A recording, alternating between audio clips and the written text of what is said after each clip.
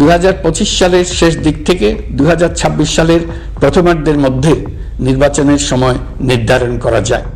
বিজয় দিবসে জাতির উদ্দেশ্যে দেয়া ভাষণে অন্তর্বর্তীকালীন সরকারের প্রধান উপদেষ্টা ডক্টর মোহাম্মদ ইউনূস বলেছেন, 2025 সালের শেষ দিকে অথবা 2026 সালের প্রথমার্ধে দেশে ত্রয়োদশ জাতীয় সংসদ নির্বাচন অনুষ্ঠিত হতে পারে।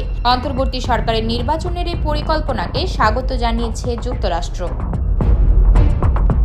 স্থানীয় সময় বুধবার মার্কিন পররাষ্ট্র দফতরের নিয়মিত ব্রিফিংয়ে বাংলাদেশ প্রসঙ্গে এক প্রশ্নের জবাবে পররাষ্ট্র দফতরের উপপ্রধান মুখপাত্র বেদান্ত প্যাটেল বলেন, বাংলাদেশের অন্তর্বর্তী সরকারের পক্ষ থেকে নির্বাচনী প্রস্তুতির ব্যাপারে যে পরিকল্পনা নেওয়া হয়েছে তাতে আমরা স্বাগত জানাই। এতে বাংলাদেশের জনগণ তাদের নেতৃত্বকে বেছে নেওয়ার সুযোগ পাবে। বেদান্ত প্যাটেল বলেন, যুক্তরাষ্ট্র এই পুরো প্রক্রিয়ায় আইনের শাসনের প্রতি সম্মান দেখানোকে উৎসাহ দিচ্ছে, পাশাপাশি গণতান্ত্রিক মূল্যবোধের উত্তরণের ফলাফলকেও সম্মান জানাচ্ছে।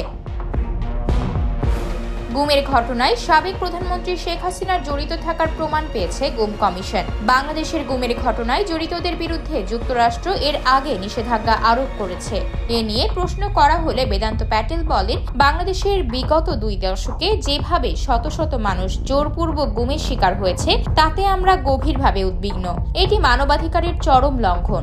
গুম ও আটক করে রাখার কারণে ভুক্তভোগীর পরিবার মানসিক যন্ত্রণা এবং অনিশ্চয়তায় ভুগছেন। বেদান্ত প্যাটেল বলেন, বাংলাদেশের অন্তর্বর্তী সরকার এসব অপরাধ তদন্তে যে পদক্ষেপ গ্রহণ করছে তাকে যুক্তরাষ্ট্র স্বাগত জানাচ্ছে।